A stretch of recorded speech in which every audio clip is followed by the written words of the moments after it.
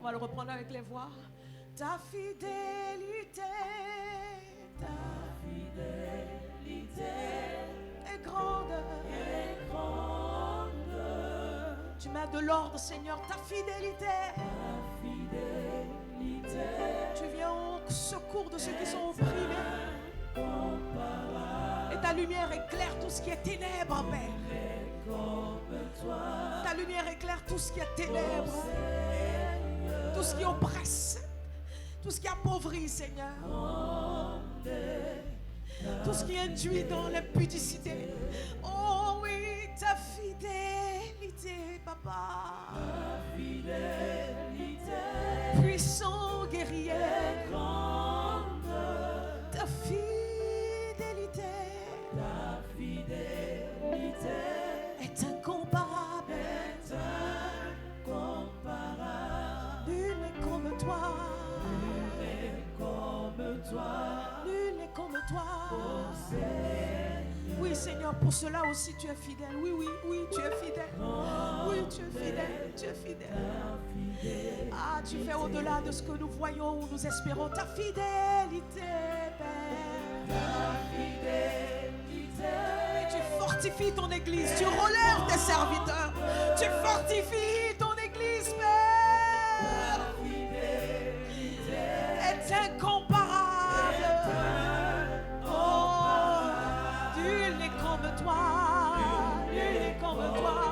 Il n'y a rien que tu ne puisses faire. Il n'y a rien qui te soit impossible. Ancien des jours, rocher des âges, grande est ta fidélité.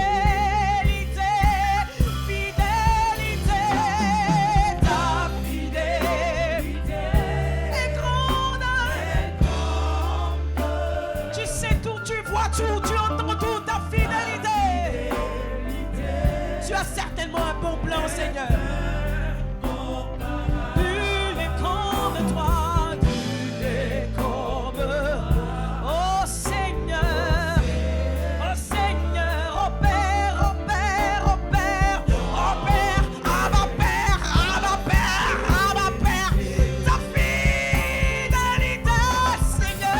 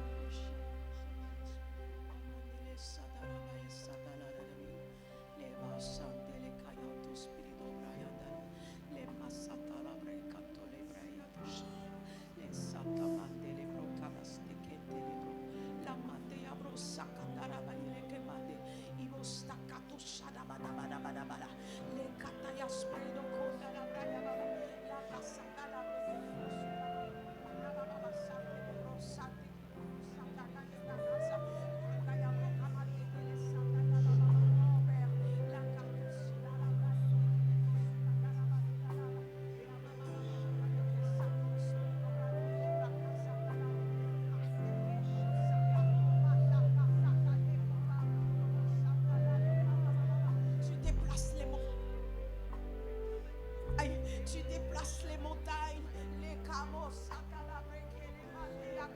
les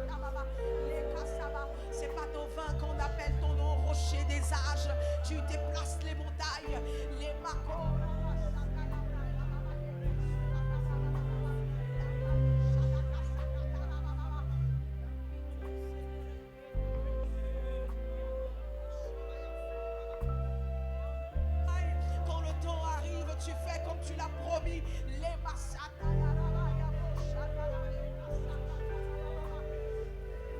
Tu déplaces les montagnes, Seigneur.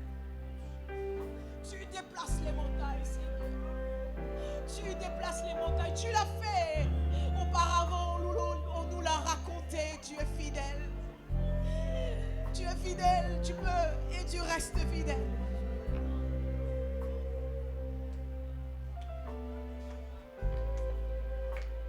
Pourquoi n'agirais-tu pas, Seigneur, en cette saison? Tu es fidèle. Tu es fidèle, Seigneur. Tu es fidèle.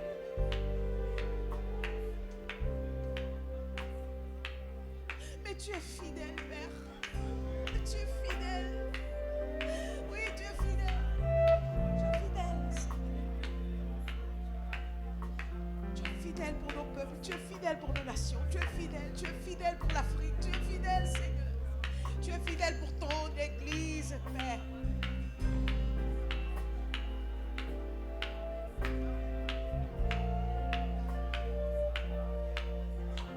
On ne t'invoque pas en vain, Dieu de l'impossible.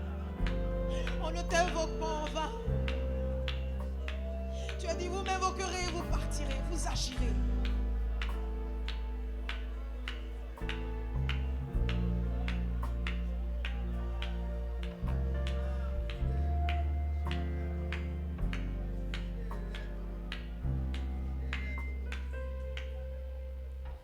Je n'ai que toi dans le ciel. Je ne désire rien d'autre que toi sur la terre. Si je suis faible, si nos nations sont faibles, et même si nous faillissons, nous chancelons toi, Seigneur. Tu es le soutien. Même si ton Église paraît faible, tu es notre soutien. Je n'ai que toi. Je n'ai que toi dans le ciel. Je le désire. Mes yeux sont fixés sur toi. Si je vacille, si je suis faible, même si je traîne un peu les pas, Seigneur, ton Église peut s'appuyer sur toi. Je n'ai que toi, source de vie, je n'ai que toi. Toi qui as les paroles de la vie, maître des temps et des circonstances. D'autres, oh, mes yeux sont sur toi. Tu es mon espérance, tu es mon aide, Seigneur. Même si je traîne les pas et je vacille, même si je ne comprends pas bien, oh, tu es,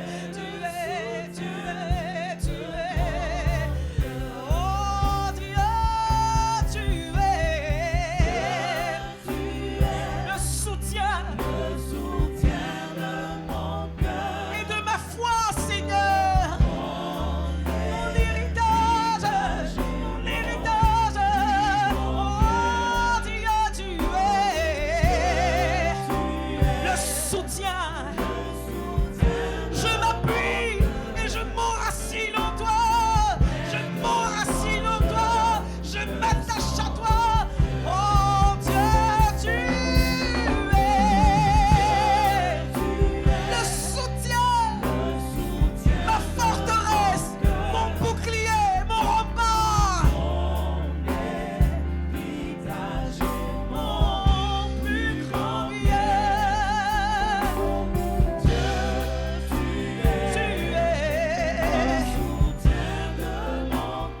Près de toi, contre ton cœur, près de toi.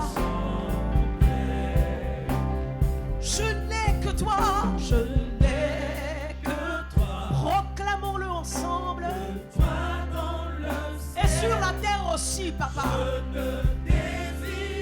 Toi seul, tu me satisfais, tu me combles, tu me rassures si je suis faible, si je traîne les pas, si j'hésite un peu, si je ne comprends pas bien, tu seras toujours là, tu seras toujours là, tu seras toujours là.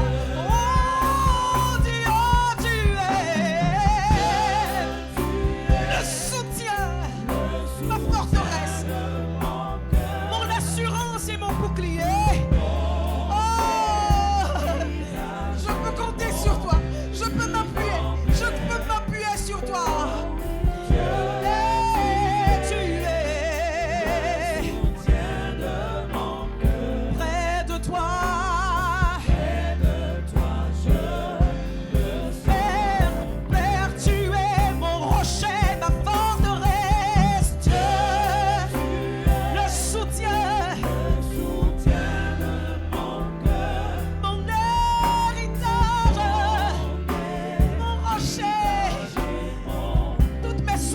compte en toi, Seigneur Dieu, tu es le soutien de mon cœur. Près de toi, oh, nos mains levées vers lui, disons, tu es Dieu, le soutien de mon cœur, mon héritage. Ils viennent, ils vont, mais toi tu restes fidèle. Dieu, tu es le soutien, mon réconfort, ma forteresse, mon bouclier est près de toi. Oh, mon âme proclame et soupire après toi. Dieu, tu es le soutien de mon rocher, mon bienfaiteur, ma forteresse, ma haute retraite, mon libérateur, mon bouclier, tu es Dieu, le soutien de mon cœur. Près de toi, près de toi, près de toi, près de toi, près de toi, près de toi, oh, près de ton cœur, à tes pieds, soupirant après toi, près de toi. Je ne promène pas des regards inquiets, je fixe mes regards sur toi et tu me satisfais près de toi.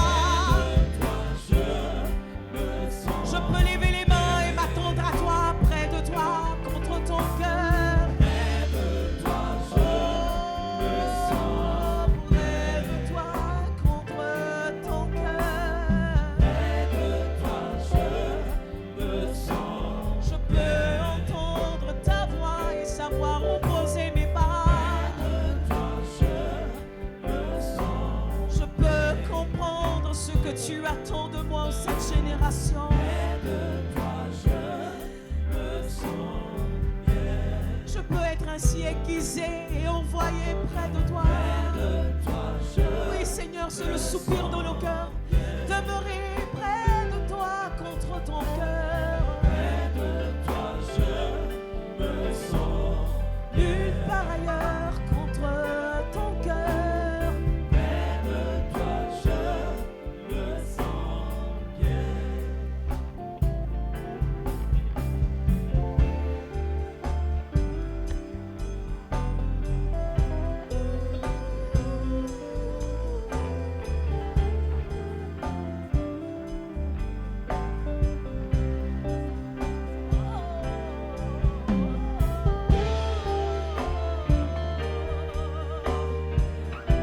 Nous voulons continuer à soupirer après ta présence, parce que tu réponds à notre soif, Seigneur.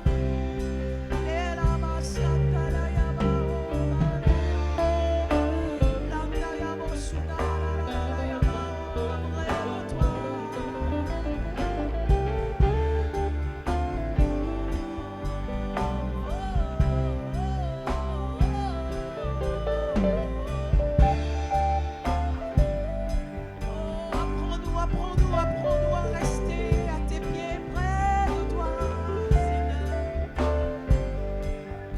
Oh,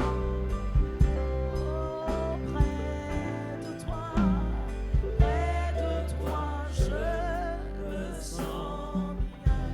Quelqu'un peut lever la voix et dire encore, près de toi, Seigneur. Près de toi, je me sens bien. Seulement dans ta présence, Seigneur, près de toi, je me sens bien. Faire taire tout ce qui est distraction et m'attacher à toi. Près de toi, je me sens bien.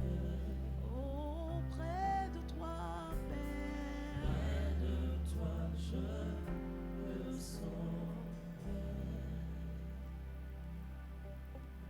Oh Dieu, tu es mon Dieu, tu es mon Père, tu es mon Maître, tu es mon Seigneur, celui pour qui je vis, celui pour qui nous vivons.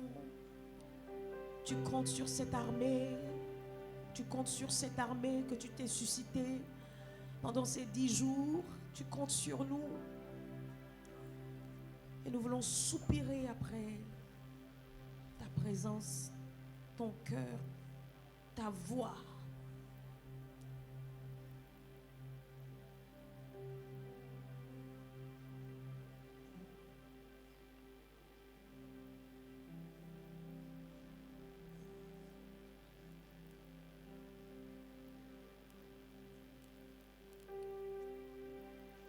Seigneur, donne à quelqu'un de prendre l'engagement de te chercher. De te chercher pendant que nous quitterons ce lieu. Continue à soupirer après toi. Pour que tu te révèles davantage à nous.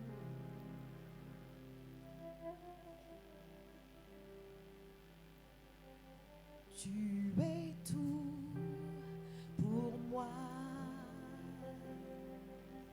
Disons-le ensemble. Sans toi, je ne peux vivre. Tu es tout pour moi. Oui, garde-moi, Père, de toi. Tu es tout pour nous, Seigneur. Sans toi, nous ne pourrons rien faire. Rien faire. Tu es tout pour nous.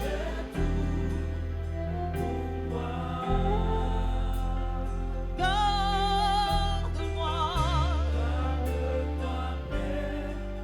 Pendant que nous finissons ce moment, est-ce qu'on peut se tenir debout, levant les mains vers lui et dire: tu es tout pour moi, tu es tout pour nos nations. Sans toi, je ne peux vivre.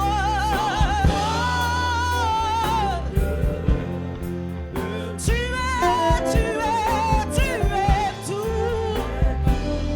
pour moi. Garde-moi, garde-moi, garde-moi. Oh Seigneur, aide-moi, garde-moi, garde-moi, garde-moi. Tu es tout pour moi. Oh Shakadaya Brayebo Shalababaye, aide-moi Seigneur. Oh aide-moi, aide-moi, aide-moi. Tu es tout pour moi. Garde-moi, garde-moi, garde-moi. Garde-moi, garde-nous, garde-moi, garde-moi. Donne-nous d'aller en profondeur. Garde-nous, garde-nous, garde-moi. Oh, garde-nous, garde-nous. Oh, garde-nous, Seigneur, garde-moi. Oh, c'est le soupir, notre prière pour cette saison. Garde-nous, garde-nous.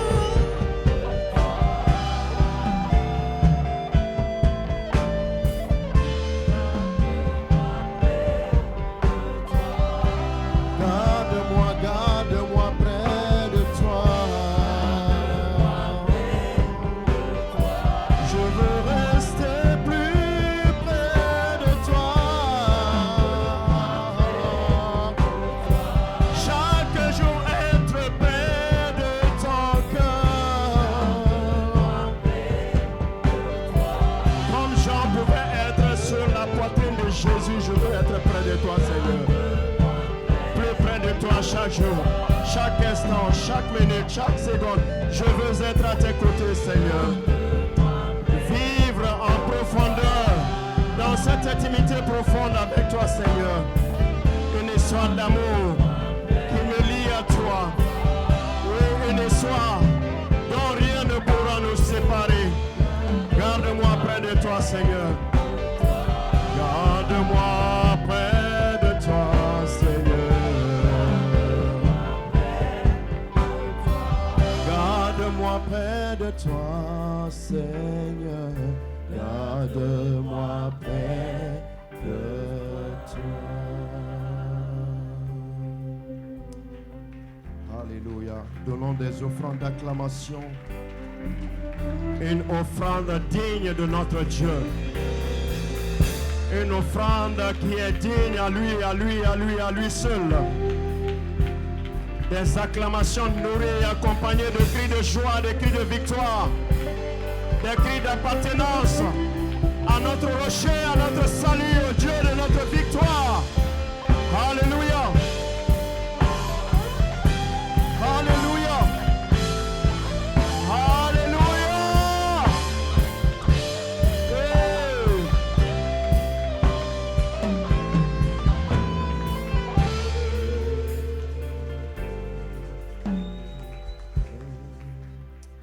Alléluia. Tu peux dire à ton voisin, tu es au bon endroit, au bon moment. Dis-lui qu'il est au bon endroit, au bon moment. Alléluia. Que le nom du Seigneur soit glorifié encore ce matin, ce dimanche 13 août 2023, que le Seigneur nous permet de passer dans sa présence à ceci-là, le dernier jour. Mais la fin d'une chose vaut mieux que son. Alléluia. Est-ce qu'il y a des heureux, des bénis et des bienheureux parmi nous ce matin qui donnent des acclamations à Dieu parce qu'il a été fidèle envers nous du début jusqu'à ce jour-là. Ebenezer, jusqu'à maintenant, l'Éternel nous a secourus, il nous a soutenus, il a été présent, il a pris soin de nous, il a pourvu à nos besoins, il nous a accordé la santé. Que le nom de l'Éternel soit élevé à jamais. Alléluia. Merci Seigneur. Je m'en vais vous donner le reste du programme de ce culte d'aujourd'hui. Tout à l'heure, Kumba. Encore plus d'acclamations pour le Seigneur, pour sa servante.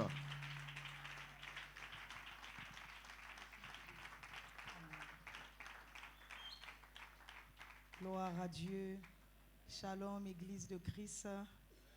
Nous bénissons le Seigneur ce matin pour la présence des uns et des autres en ce lieu. Alléluia. Est-ce que nous passons des bons moments? Nous sommes au 13e jour et l'homme de Dieu pouvait dire tout à l'heure, c'est la Bible qui le dit, que la fin d'une chose est mieux que son commencement. Alléluia. L'ouvrier de la première et de la dernière heure mérite le même salaire.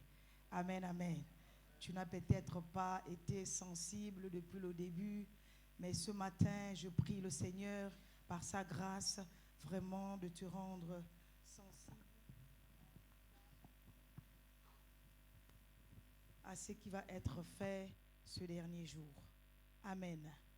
Avant de rentrer dans le vif de mon sujet par rapport à la pensée que le Seigneur a mise sur mon cœur, permettez-moi, bien-aimés dans le Seigneur, d'être reconnaissante à Dieu d'abord, alléluia, et aux organisateurs de ce programme. Sans ces hommes et ces femmes, nous ne serons pas ici. Amen. Est-ce qu'on peut acclamer le Seigneur pour la vie du président et toute, bien-aimée, tout son comité, toute sa collaboration. Amen. Alléluia. Ce genre d'hommes et de femmes méritent, la Bible dit, un double honneur. Parce que, voyez-vous, c'est des personnes qui consacrent de leur temps, qui consacrent de leurs moyens, alléluia, pour chercher le Seigneur pour nous, afin que nous soyons des victimes de la grâce de Dieu. Alors, nous avons des bonnes raisons, bien-aimés, de les apporter au trône de la grâce, au trône de Dieu. Alléluia. Je suis également reconnaissante à Dieu pour mon pasteur, le pasteur Bénédicte Oura. Sans elle, je ne serais pas ici. Merci beaucoup, pasteur Bénédicte, pour la confiance, parce que, voyez-vous, on ne fait pas confiance à n'importe qui. Alléluia. Je ne connais pas le président du SILA. Il ne m'a jamais entendu prêcher. Je ne sais pas trop. Mais je crois qu'il est passé par quelqu'un pour prendre des nouvelles me concernant. Alléluia. Et si je suis là, bien-aimé, c'est par la grâce de Dieu et c'est parce qu'elle a été un instrument qui a parlé à l'oreille du roi pour que je sois là. Est-ce qu'on peut acclamer le Seigneur pour la vie du pasteur Bénédicte Oura? Gloire à Dieu. Je suis évidemment le pasteur Éléonore Kumba. Alléluia. Je suis le pasteur principal dans une de nos provinces, particulièrement la capitale économique du Gabon. Le ministère, bien évidemment, comme l'homme de Dieu l'a dit, c'est le Mont des Oliviers, maison d'adoration et de prière pour toutes les nations. Telle est notre vision. Donc vous comprenez notre présence en ce lieu. Alléluia. L'ange de ce ministère n'est que l'évêque Laurent Wenceslas Dorigo. Il est de souche béninoise. Donc je suis amateur par alliance. Dieu ne fait pas des choses par hasard. Alléluia. Alléluia. Donc ici nous sommes chez nous. Est-ce qu'il y a des Béninois ici? Bon, vous devez m'apprendre au moins 2 ou 3 mots, de telle sorte que quand je vais arriver, je puisse les adresser à mon père pour qu'il sache que je viens de chez lui. C'est normal ou c'est pas normal? Gloire à Dieu. Je suis mariée à celui que j'appelle mon chef, alors que les autres appellent des chocolats, des soleils, voilà mon soleil couchant, voilà mon bonbon et tout le reste. Moi, je préfère restituer à César ce qui revient à César. La Bible dit que l'homme est le chef de la famille. Donc, je l'appelle chef. De telle sorte que lorsqu'il veut dérober à ses responsabilités, au moins, il se recadre parce que là... Ce n'est que... Il s'appelle Jean Koumba. Alléluia. Jean Koumba, enseignant admis à la retraite depuis 4 ans. Nous avons 3 magnifiques enfants, 2 filles et 1 garçon. Alléluia. Ma première fille a fêté ses 30 ans le 8 août. Alléluia. Et nous sommes en décembre, là, le 22 décembre, nous aurons 35 ans de mariage. Alléluia. Gloire à Dieu. N'est-ce pas que Dieu est bon? Beaucoup se posent la question, mais comment une petite femme comme ça peut avoir une fille? L'onction de Dieu rajeunit. Alléluia. L'onction de Dieu rajeunit, bien-aimés dans le Seigneur. Lorsque nous lisons les histoires de la Bible, les patriarches, la Bible dit qu'ils sont morts rassasiés de leur jour. Alléluia. Caleb a dit, lorsque j'étais petit, en fait, je me vois en train de faire des choses dans ma vieillesse, vraiment d'une manière, même ce que je paraphrase, ce que je n'ai pas pu faire lorsque j'étais encore jeune. Comme pour dire que quand on prend de l'âge, on semble être plus fort. Alléluia. Gloire à Dieu. Merci beaucoup, Église. Merci pour la confiance, parce que, voyez-vous, alors que les ministères aujourd'hui ne considèrent plus le ministère de la femme, c'est contesté entre guillemets, mais ce matin, merci beaucoup, Président, d'avoir fait confiance à une femme. Alléluia. Et nous croyons que les femmes seront bénies. Est-ce qu'il y a des femmes en ce lieu? Non, je ne vous entends pas. Est-ce qu'il y a des femmes en ce lieu? Est-ce qu'il y a des femmes en ce lieu? Gloire à Dieu. Je vais emboîter vraiment la préoccupation du vice-président Gabi lorsqu'il a dit c'est pas facile de parler après des bulldozers. C'est pas facile. À un moment donné, lorsque le pasteur Bénédicte m'a informé, j'ai dit Seigneur Jésus. En fait, j'ai raisonné un peu comme Gédéon et comme beaucoup d'hommes dans la Bible, parce que voyez-vous, tout à l'heure, là, j'ai fait un tour, vous m'avez vu, je suis passé, le ventre a commencé à bouger, j'ai dit, Seigneur, je commence par où et je termine par où? Parce que c'est pas évident. Alléluia. Je suis souvent choquée de voir des hommes de Dieu vraiment on va dire quoi, lorsqu'ils sont positionnés ou bien lorsqu'ils sont sélectionnés, mais vraiment le faire avec aisance et tout. Non, moi, j'ai toujours eu des frissons. J'ai toujours eu des frissons. Dire qu'on est toujours prêt, la chose de Dieu, on n'est jamais prêt. Alléluia. On n'est jamais prêt. Ça bouge toujours. Le ventre bouge toujours. Et donc, vraiment, merci beaucoup, Président, pour cette confiance, d'avoir donné votre chair. Parce que, voyez-vous, la chair, c'est un lieu sacré. On ne donne pas sa chair et son micro à n'importe qui. Il n'y a que quelqu'un qui vous fait confiance, qui peut vous donner sa chair et son micro. Et nous croyons que nous avons toute la confiance du bureau bien-aimé des Chantres Unis. Que le Seigneur vous bénisse abondamment. suite à tous les messages, bien-aimés, que nous avons reçus de la part de nos pères, alléluia, qui sont des messages que j'ai appelés des messages rares. Parce que, voyez-vous, alors que nous tous, nous sommes plongés dans le message de la prospérité, on veut tous être prospères, on veut tous avoir des belles choses, c'est pas mauvais, alléluia, moi j'appelle ça des excédents de bagages, c'est ce qui accompagne nos chrétiens, mais aujourd'hui c'est difficile de trouver encore un vrai évangile, un évangile qui est vraiment concentré sur Jésus. Et lorsque nous recevons de tels messages, bien-aimés, nous devons pas nous enorgueillir, mais être fiers d'avoir entendu ce genre de message. Et ma prière est que chacun de nous, une fois parti d'ici, que nous repartions. Parce que, voyez-vous, on a reçu. Amen. Il nous faut digérer et ensuite passer à l'acte. Dire comment passer à l'acte. Que ce que nous avons reçu ne reste pas dans nos cahiers simplement, dans nos téléphones simplement, ou dans nos clés USB.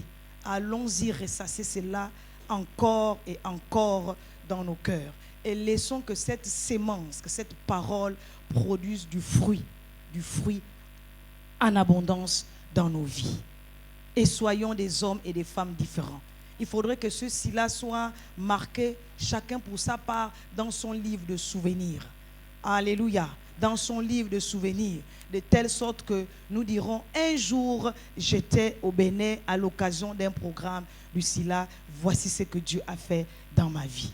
C'est pourquoi, bien-aimé, la pensée que le Seigneur a déposée sur mon cœur, que nous allons partager en 30 minutes, je l'ai intitulée « Quel type de témoin es-tu » C'est une question. Alléluia. Et si c'est une question, alors elle mérite une réponse. Je crois qu'à la fin de notre message, chacun de nous, bien-aimé, saura dire quel type de témoin tu es. Ou alors, de qui es-tu témoin? Alléluia. Voyez-vous, dans le monde, particulièrement pour ceux qui sont dans le droit, qui travaillent au tribunal, alléluia, lorsqu'il y a un conflit, on demande toujours des témoins. On est d'accord? On demande toujours des témoins pour venir retranscrire, pour venir rapporter ce qui s'est fait, ce qui s'est dit. Et pendant ce temps, rares sont des personnes qui se présentent pour être des témoins face à une situation. Parce que ce n'est pas facile de rapporter, de rendre ce que nous avons vu ou ce que nous avons entendu. Il y a une blague chez nous où on dit le témoin dure en prison plus que le coupable. Parce que lorsque vous arrivez, on va vous dire tout ce que vous direz sera retenu contre vous. Donc vous avez le droit de retranscrire la vérité, rien que la vérité. Et là, on vous fait répéter la même chose plusieurs fois. Tout simplement parce qu'on veut s'assurer que ce que vous dites est la vérité. Parce que quand c'est la vérité, bien aimé, peu importe le nombre de fois, vous allez retranscrire la même chose. Alléluia. Mais quand c'est le mensonge, vous allez chercher des mots. À la place du le, vous allez mettre là ou une, ainsi de suite, ainsi de suite. Et celui qui vous auditionne saura que vous êtes un mauvais témoin. En Christ également, bien-aimés, nous devrons être des témoins. Et des témoins de qui? Là est toute la question. Alléluia. Alors que nous parlons le fait d'être témoin, je suis allé dans le dictionnaire Larousse pour obtenir la définition du mot témoin. Et Larousse nous dit que le témoin est une personne qui a entendu quelque chose ou qui a vu quelque chose, alléluia, qu'elle doit rapporter, qu'elle doit certifier. Amen. Donc quelque chose, un événement qui s'est produit, quelque chose qui s'est passé, et tu viens retranscrire exactement comme tu l'as vu, comme tu l'as vécu. Donc tu viens retranscrire la vérité. Et dans l'évangile de Jean, le chapitre 8, le verset 32 que nous connaissons beaucoup, la Bible nous dit que vous connaîtrez la vérité vous affranchira et elle vous rendra comment? libre. Amen. En fait, ce n'est pas la vérité qui rend libre, mais c'est la connaissance de la vérité qui rend libre. Quelqu'un a entendu ce que j'ai dit? Quelqu'un a entendu ce que j'ai dit? Parce que voyez-vous, même un menteur peut vous dire, je suis en train de dire la vérité. Au fond, ce n'est pas la vérité. C'est la connaissance de la vérité, bien-aimé, qui rend libre. Amen, amen. Souvenons-nous, notre père, l'apôtre Nyangok. J'ai bien prononcé? Voilà. Il nous a fait son témoignage lorsqu'il parlait de son passeport. Et là, il nous a traduit une des paroles de Daniel. Alléluia. Qui disait quoi? Ça dit quoi?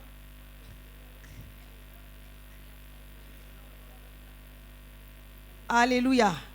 Alléluia. Alléluia. Et une autre chose qu'il a déclaré, il dit, seuls ceux qui connaîtront leur Dieu, qui agiront fermement, qui connaîtront leur Dieu. On ne parle pas de savoir, on parle de connaître. Il y a une différence entre savoir et connaître. Alléluia. Connaître, bien-aimé, ça fait retranscrire, on va dire quoi, la dimension de relation, une relation intime. Amen, amen. Le savoir vient de notre intelligence. Le savoir vient de ce que nous connaissons, de ce que nous lisons, de ce que nous voyons à la télé, dans les livres et tout le reste. Alors que la connaissance fait apparaître une relation d'intimité. Alléluia. Raison pour laquelle, dans nos relations intimes, nous devons apprendre à connaître des personnes qui sont autour de nous. Amen. Alléluia. On est ensemble, on se comprend. Gloire à Dieu. Donc, voilà la définition, bien-aimée, du mot témoin.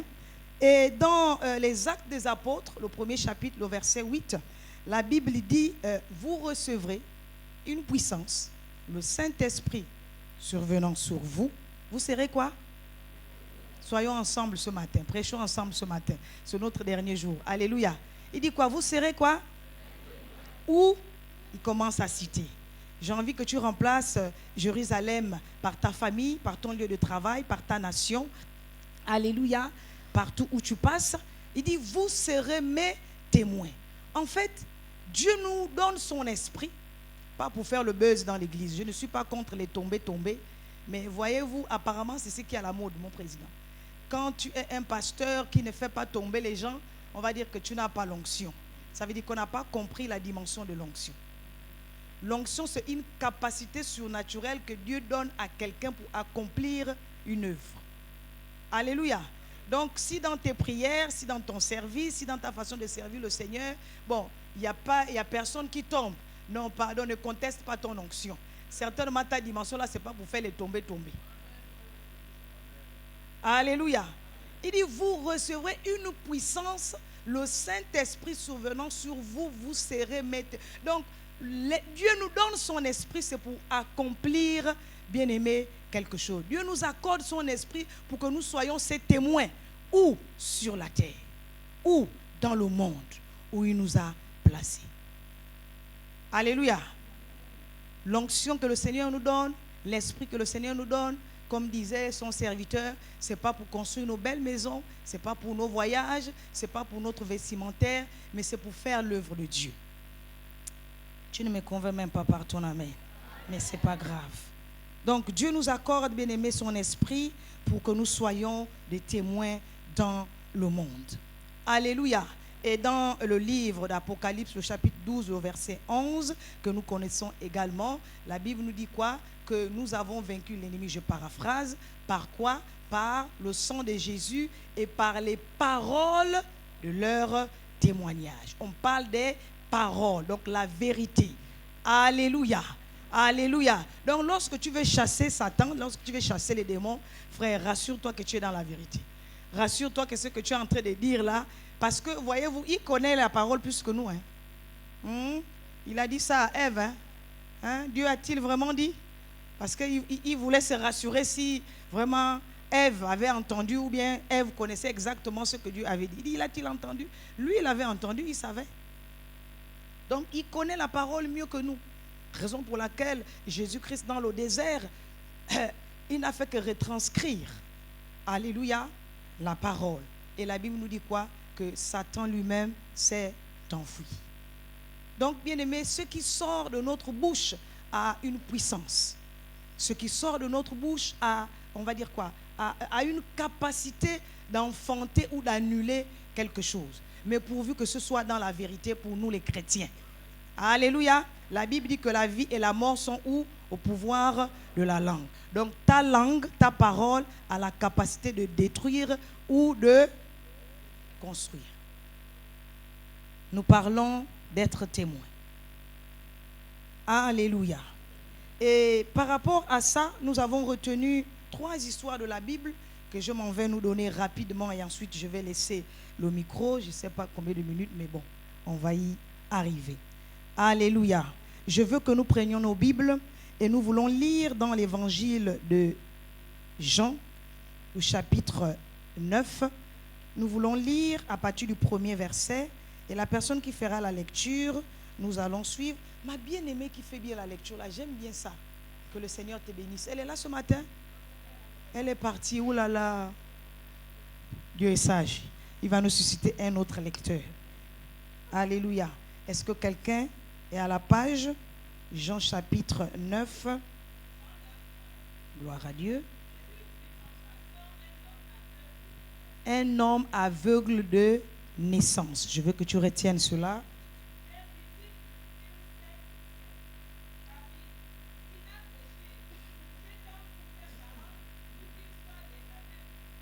Alléluia.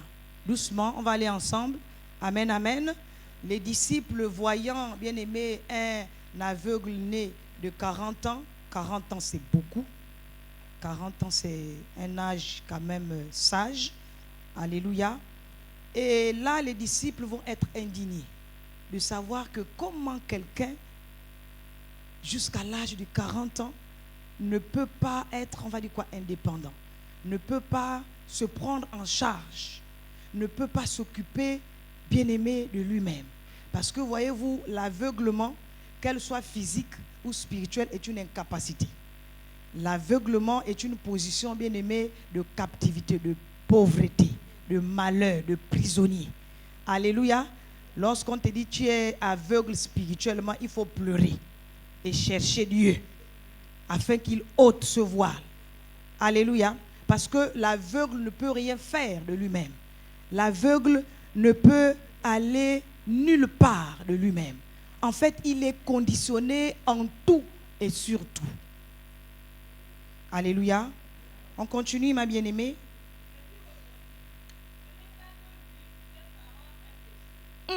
Ce n'est pas lui ou ses parents est péché. Voyez-vous, lorsque nous passons par des situations difficiles, compliquées, qui nous accablent, la première pensée qui nous vient à l'esprit, c'est que j'ai péché. J'ai fait ce qui est mal aux yeux de Dieu. Seigneur Jésus, qu'est-ce que j'ai encore fait? Qu'est-ce que j'ai encore dit? En fait, on se pose, on culpabilise. Et nous savons que la culpabilité est le premier péché de l'homme. Moi, j'appelle ça comme ça. Alléluia. Donc, les disciples étaient indignés de savoir que quelqu'un de 14 ans soit dans cet état. Et Jésus va leur dire, plutôt de 40 ans, merci beaucoup, on suit, alléluia, gloire au Seigneur, on acclame le Seigneur pour nos vies, gloire à Jésus. Soit dans cette position. Eux, ils pensaient qu'il avait péché. Et plus tard, Jésus va dire, cette maladie est pour la gloire. Voyez-vous, je dis souvent que Dieu se sert même des situations catastrophiques pour glorifier son nom.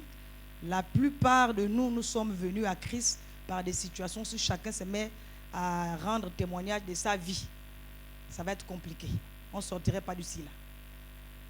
Donc Dieu se sert des situations. Tu peux t'asseoir, ma chérie, tu peux t'asseoir. Donc Dieu se sert, bien aimé, des situations difficiles et compliquées pour glorifier son nom. Même dans la mort, Jésus glorifie son nom. Nous connaissons tous l'histoire de Lazare. Alléluia. Et donc, lorsque nous sommes dans des situations compliquées, la volonté de Dieu, ce n'est pas qu'on culpabilise, mais qu'on cherche à connaître Dieu. Alléluia.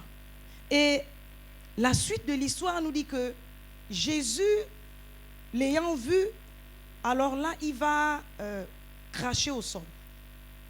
Amen. Il va former de la boue. Jésus va utiliser un élément de la même nature que lui. La Bible dit que poussière nous sommes venus, poussière nous répartirons. On parle des crachats. Les crachats viennent d'où? Je disais qu'on va prêcher ensemble ce matin. Les crachats viennent d'où? Et nous avons dit de notre bouche peut sortir quoi? Les paroles de bénédiction ou de malédiction. Donc Jésus va prendre ces crachats, symbole de la parole. Alléluia. Il va mélanger à la boue, élément de la nature qui répond favorablement à sa vie parce qu'il est sur la terre. Il va combiner les deux et il va lui frotter cela aux yeux. Alléluia. Et après, il va lui demander d'aller où? À Siloé. Lieu qui veut dire envoyé. Alléluia. Donc, la volonté de Jésus était d'ouvrir les yeux à cet homme pour faire de lui un témoin dans des nations. Est-ce que c'est juste ce que je viens de dire? Alléluia. Voyez-vous, j'ai l'habitude de dire, Dieu nous sauve. Pas forcément pour nous-mêmes, mais c'est parce qu'il y a une multitude de personnes attachées à nos vies. Et j'ai conclu cela en disant, sauver pour sauver. Dis à ton frère, tu as été sauvé pour sauver. Tu n'as pas été sauvé pour construire les maisons. Tu n'as pas été sauvé pour te marier. Tu n'as pas été sauvé pour faire les enfants. Tu as été sauvé pour sauver les autres. Jésus est venu sauver ceux qui étaient perdus. Il a laissé le royaume, il a laissé le trône, il s'est rapéti, il s'est rabaissé, il est venu jusqu'à nous, c'est pour nous sauver. Amen. Il a envoyé à Siloé, lieu qui signifie envoyé, alléluia, pour en faire un témoignage. Et voyez-vous, l'histoire à la suite nous raconte que après que cet aveugle-né, bien-aimé, soit guéri, il est reparti vers ses parents. Et là, la foule, le peuple, les voisins, les amis, les connaissances, ayant constaté que quelque chose, bien-aimé, s'était produit dans la vie de l'aveugle-né, parce que, voyez-vous, le monde nous donne des noms de nos handicaps. La majorité des personnes qui ont des mauvaises vies, qui étaient des mauvaises vies dans la Bible, on ne connaît pas leur nom. On colle le nom de la maladie. La femme à la perte de sang. Ici, là, on nous parle aveugle né. Mais quel est cet enfant qui naît, à qui un père et une mère ne donnent pas un nom? Forcément, il avait un nom que son père, que ses parents lui ont donné. Mais ici, on l'appelle par le nom de son handicap. Le monde, le plus souvent, nous appelle par les noms de nos handicaps. La preuve, certains, on les appelle quoi c'est? Les stériles, les prostituées, les chômeurs, des malades, des quoi encore, et quoi encore, et quoi encore. Alléluia. Alors que nous avons des noms, nous avons des prénoms, mais on ne peut pas nous appeler, on est bête. Chez nous, on appelle ça ma boule. Regarde-moi cette maboule là. Regarde-moi ce tocard là. Frère, je n'ai pas un nom. Que le Seigneur nous aide. C'est un langage que nous devons proscrire. Alléluia. Que nous devons effacer dans notre jargon. Amen, amen. Et donc, il arrive au milieu de la foule qu'il avait vu longtemps, 40 ans, dans cette situation d'infirmité, d'incapacité, guéri. Alors, ils vont aller poser la question aux parents. Qu'est-ce qui s'est passé dans la vie de votre enfant? La Bible nous dit que les parents de l'aveugle étaient incapables de dire exactement ce qui s'était passé. Ils étaient incapables de transcrire, bien aimé, ce qui s'était passé. C'est lui-même qui a transcrit son histoire. Frère, ne laisse personne raconter ton histoire à ta place. Non, je ne t'entends pas. Ton amen ne me convainc pas. Je dis, ne laisse personne transcrire ton histoire à ta place. Qu'elle soit bonne, qu'elle soit mauvaise, et le courage de toi-même de transcrire ton histoire. Parce que voyez-vous, lorsque nous laissons l'occasion aux gens de transcrire nos histoires, ils ajoutent ce qu'ils veulent et ils enlèvent également ce qu'ils veulent. Lui-même, il s'est levé, il a dit, j'ai rencontré, en fait, c'est un homme qui m'a rencontré, parce qu'il ne l'a pas rencontré, puisqu'il ne l'a pas vu. Alléluia, c'est Jésus qui l'a rencontré, et voilà, il a ouvert ouvert mes yeux et aujourd'hui je vois maintenant. Est-ce que quelqu'un peut me dire ce matin, je vois maintenant. Je suis venu aussi là pour bien voir. Je suis venu aussi là pour bien scanner. Parce que quand je retourne chez moi, je dois bien voir. Je dois bien voir. Je ne peux plus continuer à voir des hommes comme des petits arbres. Parce que la Bible nous parle également d'un autre aveugle qui a été bien aimé, guéri.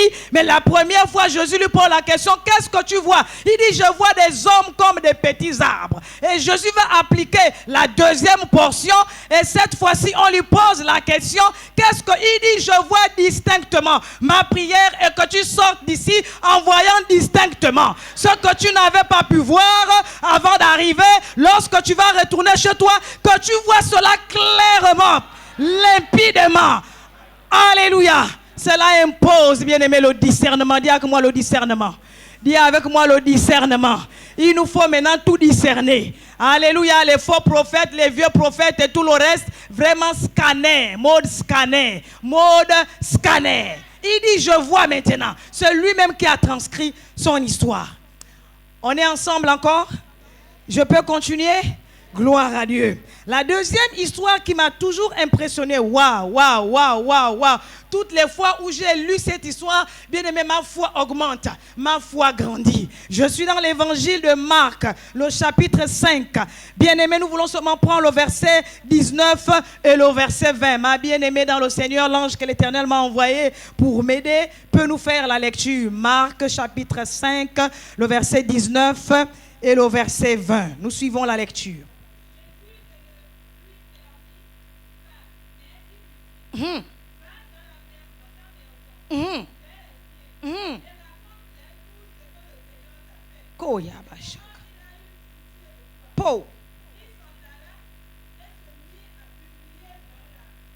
Décapole.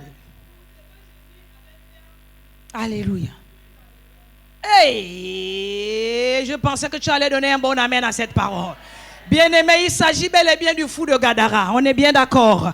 On est bien d'accord. Un fou qui était possédé, bien-aimé, par une légion. Quand on parle de légion, on parle de multitude, beaucoup de démons. Toi, je ne sais pas trop combien de démons on a déjà chassés, bien-aimé, dans ta vie. Mais lui, là, moi, je l'appelle le chef de l'armée, de la démo. Merci beaucoup. Alléluia. Alléluia. La Bible nous dit que lorsque Jésus, bien-aimé, l'a sauvé. Amen. Lorsque Jésus, parce que je nous passe de l'histoire, nous connaissons bien cette histoire. Voilà, Jésus a prié pour nous et pour lui. Vraiment, lorsqu'il a vu Jésus, il a commencé à s'exciter et tout le reste. Après que Jésus l'ait sauvé, il va lui dire quoi? Refais-nous la lecture, bien-aimé. Voyez-vous, toutes les fois où Jésus guérissait un malade, la plupart, il interdisait de dire ce qui s'était passé. Les lecteurs de la Bible, on est d'accord? Encouragez-moi. Alléluia.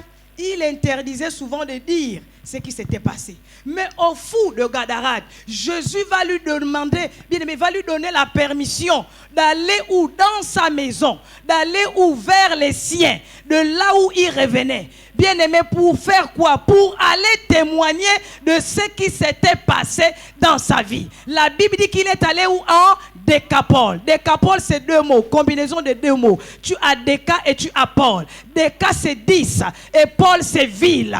Alléluia. Imaginons que chaque ville contenait 5000 personnes.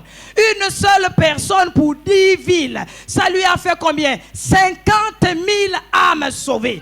Un fou, possédé d'une légion, bien-aimé des démons, que Jésus guérit pour aller de peupler, bien-aimé, 50 000 âmes qui étaient... je suis venu dire à quelqu'un que la situation par laquelle tu passes, Dieu va s'en servir pour amener un plus grand nombre à Christ. Oh, ton amen ne me convainc pas. Ton amen ne me permet pas d'avancer.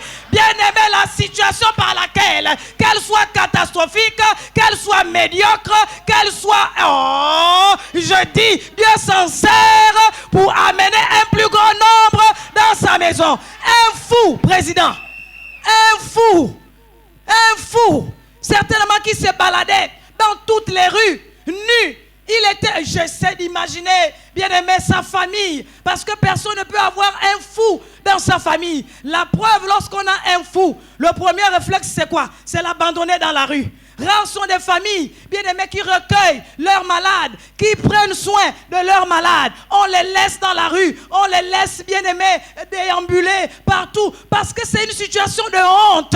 Ça fait honte à la famille, ça fait honte au monde. Et donc, aucune personne ne pouvait accepter de voir, bien aimé, cette personne à ses côtés. C'est le genre de personne méprisée, le genre de personne rejetée, le genre de personne sans considération, le genre de personne sans valeur ajoutée. Mais Jésus lui a donné une valeur ajoutée. Bien aimé, je ne sais pas de qui tu attends ta valeur ajoutée, mais je suis venu te dire que ta valeur ajoutée te viendra de Jésus. Et ta valeur ajoutée te viendra, bien aimé, de celui qui t'a pris dans cette boue. Il t'a donné une forme, il t'a positionné et il t'a envoyé où? À la Décapole. Dis avec moi, au sortir de ceci-là, et au sortir de ceci-là, si j'avais honte de l'évangile, parce que tout le monde connaît mon histoire, parce que tout le monde connaît ma famille, une famille rejetée, une famille médiocre. Parce que voyez-vous, bien aimés, dans notre société et dans notre région, avant d'être ami à quelqu'un, on demande d'abord de qui es-tu fils? On a besoin de connaître le nom. Je suis fils de tel, je suis fille de tel. Raison pour laquelle dans le monde, nous retrouvons les associations de ce que j'appelle de nous-mêmes. Les riches avec les riches, les pauvres avec les pauvres, les moins nantis avec les moins nantis, les malades avec les malades, ainsi de suite, ainsi de suite. Nous avons fait des clans. Même dans l'église, cela existe. Aucun riche ne veut être ami avec un pauvre parce que la pauvreté est...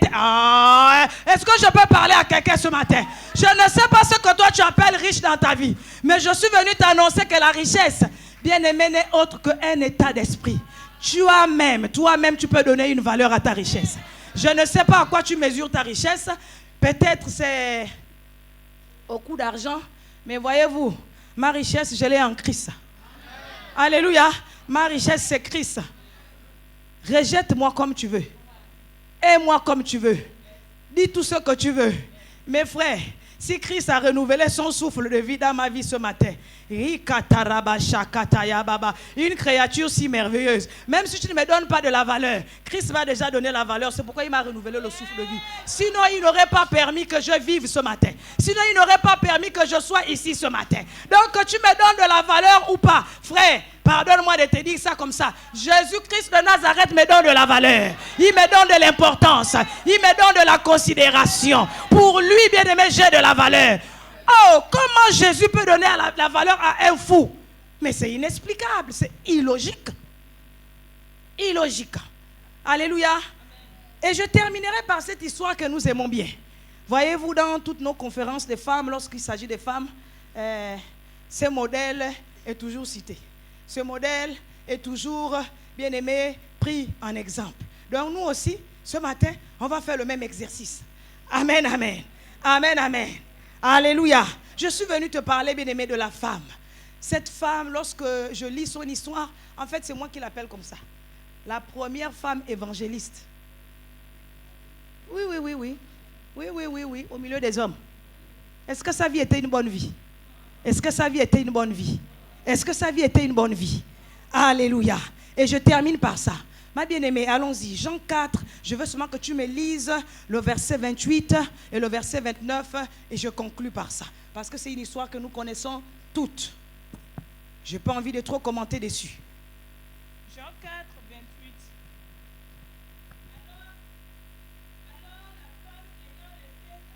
La femme ayant laissé sa couche.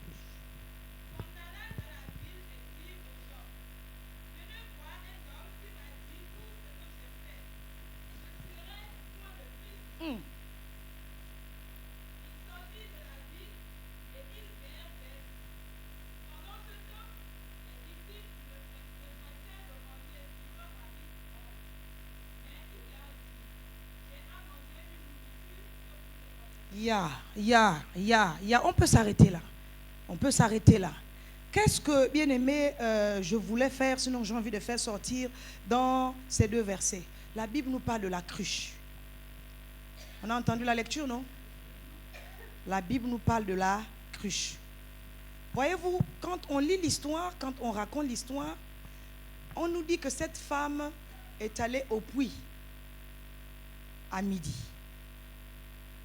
Ce qui n'est pas normal.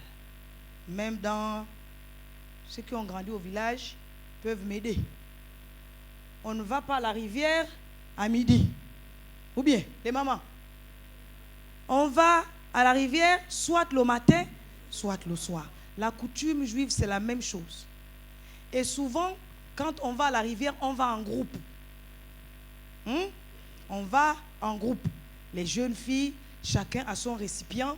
Voilà, on se conduit à la rivière en chantant, en racontant des bonnes choses et tout le reste. Mais ici, cette femme se lève à midi. Une heure où tout est calme, où chacun est censé être à table, en famille.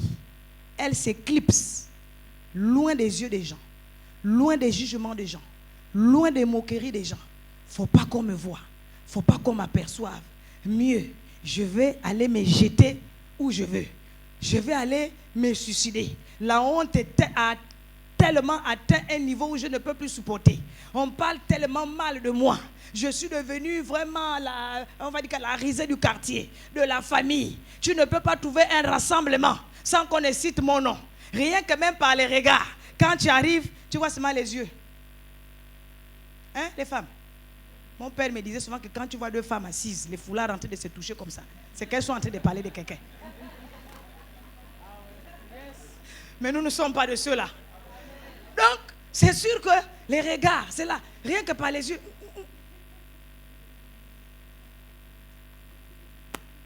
Donc, midi, elle dit que là, au moins, personne ne va me voir. Je m'en vais me jeter où je veux, quel que soit ce qui va arriver. Mort, mort, vivant, vivant. Elle va aller à midi, oubliant qu'il y avait quelqu'un qui l'attendait. La Bible dit que Jésus revenait de quelque part où il venait de prêcher. Bien aimé, il était fatigué. Et j'essaie de comprendre un peu quelquefois la préoccupation souvent des disciples. Ils avaient tellement compassion de Jésus pour dire, mais toi aussi, tu viens de prêcher, tu es fatigué, tu n'as même pas mangé, repose-toi un peu, mais tu te mets encore au travail et tu es en train de parler même avec qui? Avec quelqu'un, avec ça là, parce que quand c'est comme ça là, la chose là. Hein, Jésus, tu es en train de parler avec chose là, alors que tu es fatigué au lieu de te reposer. Quelqu'un comprend? Je ne sais pas qui t'a appelé chose. Je ne sais pas dans quoi on a dit que tu es chose. La femme samaritaine était une chose. Mais ça n'a pas empêché Jésus de rencontrer la chose. Ce n'était pas la femme samaritaine qui est partie rencontrer Jésus. C'est Jésus qui est venu, bien aimé, rencontrer la femme samaritaine. Je suis venu dire à quelqu'un, pour ceux-ci-là, nous sommes à un lieu de rencontre. Nous sommes venus, bien aimés, à un lieu de rencontre. Un rassemblement de rencontres. Alléluia. Je dis souvent que Dieu est un Dieu de rencontre. Dieu ne peut pas te permettre de rentrer en contact avec quelqu'un sans que tu n'aies tiré quelque chose de bien. Parce que Dieu est un Dieu d'échange.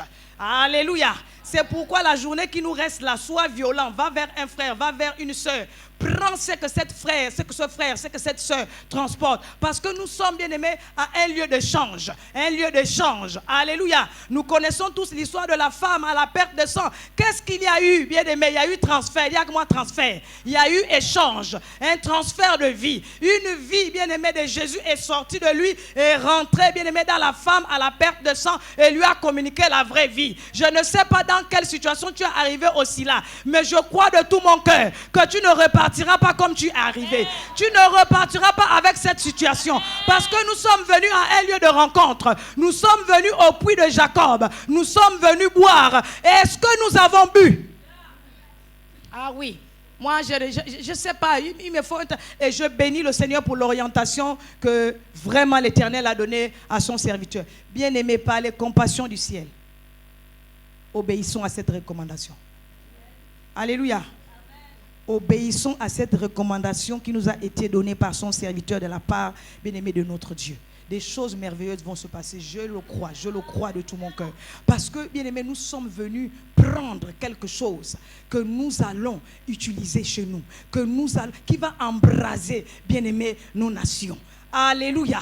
Alléluia. La Bible dit qu'après cette rencontre, alors qu'elle va échanger avec Jésus et tout le reste, à la fin, elle a abandonné quoi? Sa cruche. Non, nous sommes venus laisser nos vieilles cruches ici. Là. Non, que les vieilles cruches soient brisées ici. Que les vieilles cruches... Oh, il faut que ta vieille cruche là soit cassée ici. Quand tu sors du Bénin, tu ne repars plus avec cette cruche. Mais tu repars avec la parole. Tu repars avec la vérité. Tu repars avec, bien aimé, ce que tu as appris de ton Dieu. Afin de marcher gaillardement. Lorsque tu vas atterrir à ton aéroport. Lorsque tu vas arriver à ta gare routière. Tu t'arrêtes. Tu prends position comme un général. Tu parles à la terre du Gabon. Tu parles au ciel du Gabon. Tu dis, je ne suis plus un homme naturel. Parce qu'on nous a parlé des rois ici. On nous a parlé des rois ici. On nous a parlé des rois ici. Alors il nous faut prendre notre position. Il nous faut bien aimer prendre notre autorité et commencer à parler aux terres de nos nations. Pour dire, terre, maintenant tu obéis à ma voix. Parce que je transporte... Oh, je ne suis plus un homme naturel.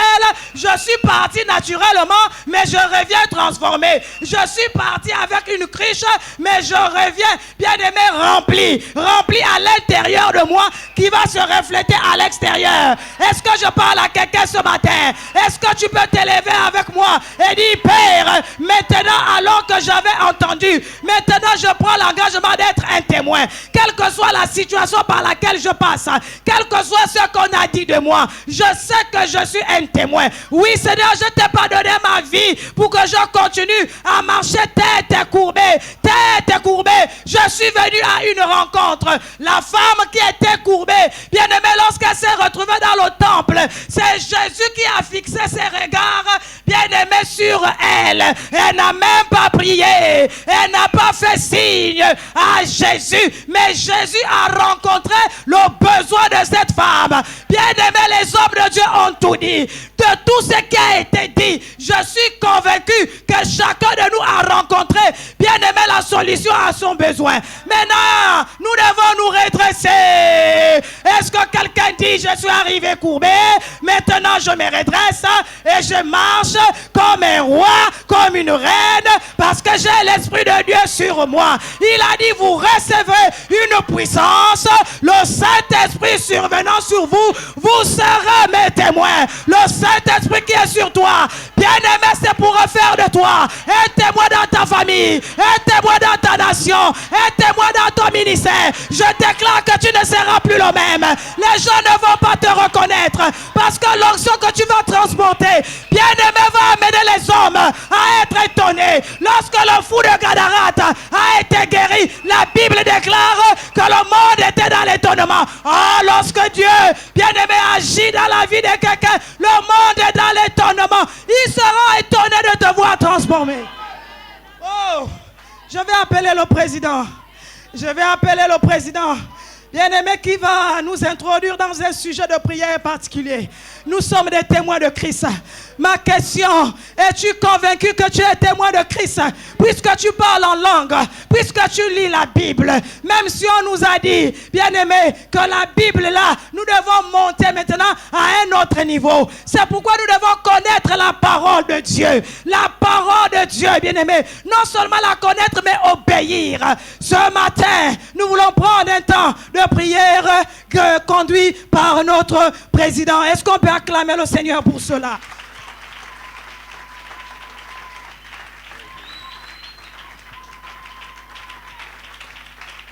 Est-ce qu'on peut acclamer le Dieu de la parole?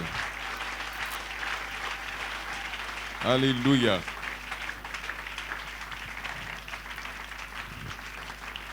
Alléluia. On va prier. Le Saint-Esprit est merveilleux. Quand on reçoit, on doit aller. Oh, gloire à Dieu. Je bénis le Seigneur qui a conduit les choses ainsi, qui n'a pas voulu que moi je prêche. Vous savez, en général, quand quelqu'un organise un programme, c'est lui qui termine. C'est ça, non? Mais chez nous, ici, là, c'est pas comme ça. Chez nous, on veut que Jésus soit glorifié. On ne veut pas qu'un homme soit glorifié. Et gloire à Dieu, parce qu'il a conduit ainsi. Moi, je n'aurais pas pu donner un tel message. Parce que Dieu avait un message pour nous dire, vous avez reçu, vous devez partir. Quand on reçoit, on ne s'assoit pas. On reçoit pour aller. Gloire à Dieu. On va prier. Chacun va prier pour lui-même.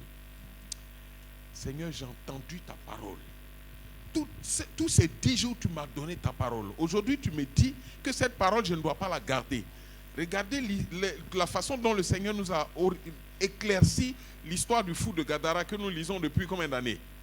Il est parti être ce témoin, prions. Que chacun d'entre nous dise, Seigneur, j'ai reçu ta parole, donne-moi d'aller. Dis-moi, oriente-moi dans le temps que je vais prendre devant toi. Quand je vais partir d'ici, dans ce temps de retraite, oriente-moi. Où est-ce que tu veux que j'aille? Donne-moi d'être ce témoin que tu attends de moi. Témoin dans ma famille, témoin dans ma ville, témoin dans ma nation et témoin dans les nations. Pour que les nations, les peuples connaissent Jésus. Élevons la voix et prions. Oh Seigneur. Oh Seigneur. Voici ta bonne parole. Voici ta bonne parole, Seigneur. Voici ta bonne parole. Cette parole est vie. Parole est vie.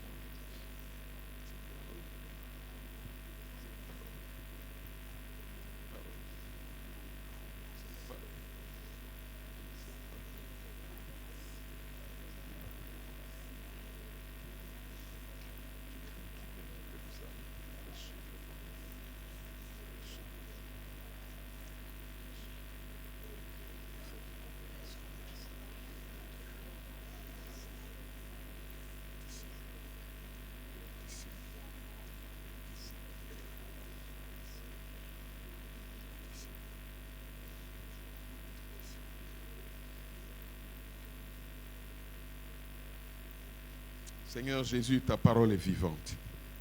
Nous avons reçu cette parole tous ces 10 jours.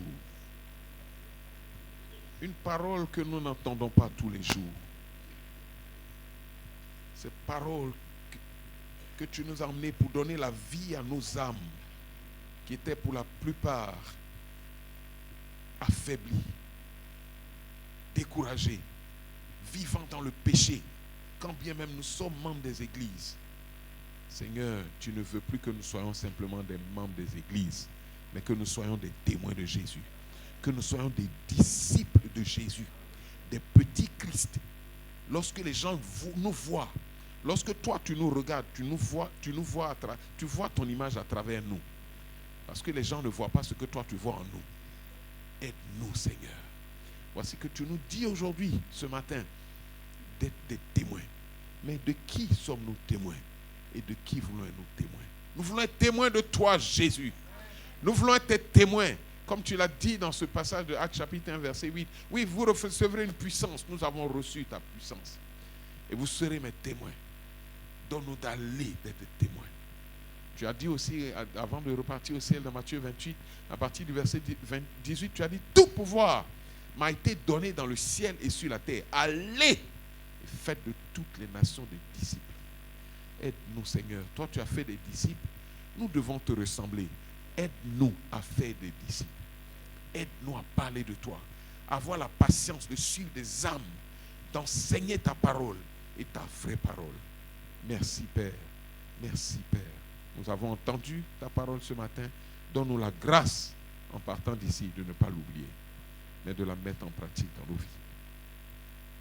Père, merci pour ta servante. Merci, elle a été un instrument en tes mains et nous prions que tu la bénisses. Qu'il te plaise de bénir l'œuvre que tu lui as confiée aussi dans cette nation du Gabon. Donne-lui de demeurer dans la vérité. Aujourd'hui, la séduction gagne même beaucoup de tes serviteurs. Donne à ta servante de demeurer fidèle jusqu'à la fin.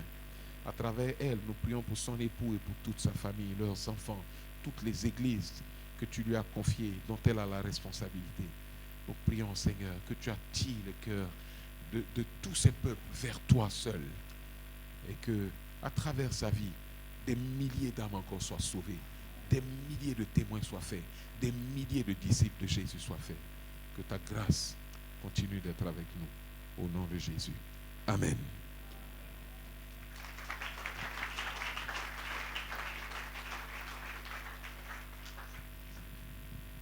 Alléluia. Alléluia. Tu as reçu quelque chose? Je laisse ma cruche et je vais annoncer ce que l'Éternel a fait pour moi. Alléluia.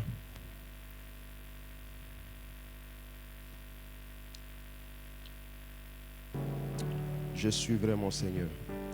Je suivrai mon Seigneur et mon Maître sans jamais m'éloigner, sans jamais m'éloigner de ses bas, sans que rien ici-bas, sans que rien ici-bas ne m'arrête, et sans rien que le chant de sa voix. Sans rien que le chant de sa voix. Sans que rien ici-bas, sans que rien ici-bas ne m'arrête, et sans rien que le chant de sa voix. je suivrai mon Seigneur et mon Maître. Je suivrai mon Seigneur et mon Maître Sans jamais m'éloigner de ses pas. sans que rien Ici-bas ne m'arrête. et sans rien Sans rien que le chant de sa voix. je vivrai de bonheur et de grâce. Je vivrai de bonheur et de grâce, de l'amour que son cœur m'a donné. Et que rien ici-bas ne l'efface.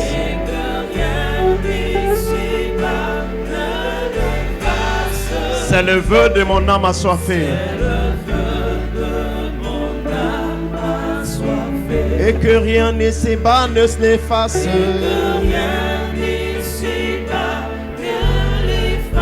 C'est le vœu assoiffé, c'est le vœu de mon âme, sans que rien ici-bas ne l'efface. Ne l'efface, c'est le vœu de mon âme assoiffée. Alléluia.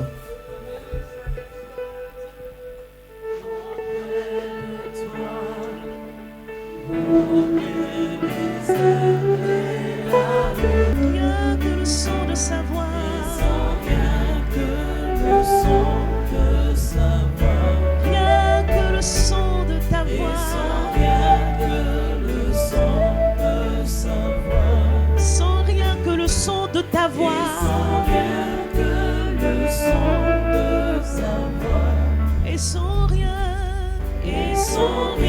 que le son de sa voix. Alléluia. Alléluia. Alléluia.